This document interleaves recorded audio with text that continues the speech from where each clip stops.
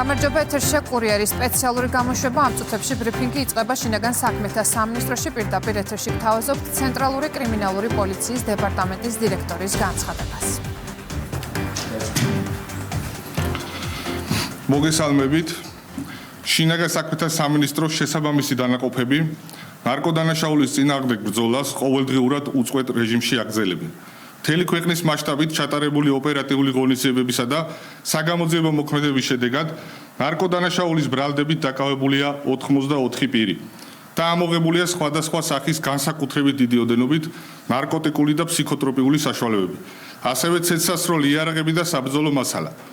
დაკავებულებს შორის არიან როგორც საქართველოს, ასევე უცხო ქვეყნის მოქალაქეები.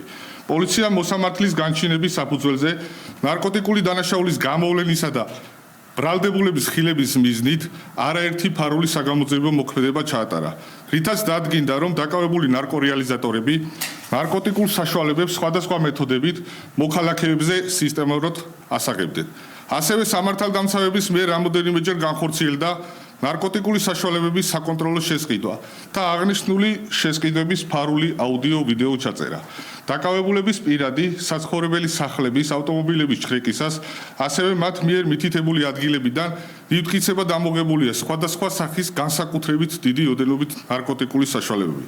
მათ შორის ჰეროინი, კოკაინი, მეთადონი, ბუპრენორფინი, მარიხუანა და სხვა.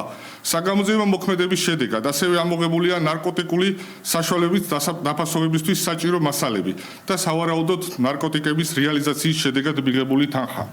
აღნიშნულ საპოლიციო ღონისძიების ფარგლებში ასევე აღკვეთილია ქვეყანაში განსაკუთრებით დიდი ოდენობით ნარკოტიკული საშუალების შემოტანის ფაქტი.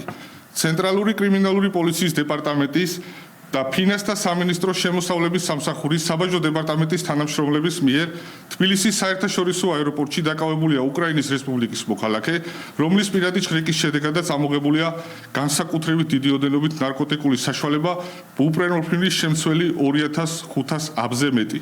გამოძიება სისხლის სამართლის კოდექსის 260, 260 ტერცია, 260 კვარტა, 261, 262, 265 პრიმა და 236 მუხლებით მიმდინარეობს, რაც 20 წლამდე ან უადო თავისუფლების აღკვეთას ითვალისწინებს.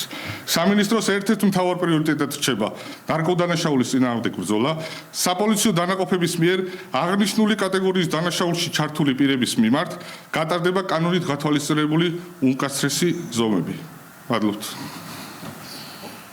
ეს იყო ბრიფინგი შინაგან საქმეთა სამინისტროში. თქვენ უსმენთ ცენტრალური კრიმინალური პოლიციის დეპარტამენტის დირექტორს დავით კიკნაძის განცხადებით, ნარკოდანაშაულის ბრალდებით დაკავებულია 84 პირი. ვრცელთ თემაზე 12 საათიან კურიერში. ნახვამდის.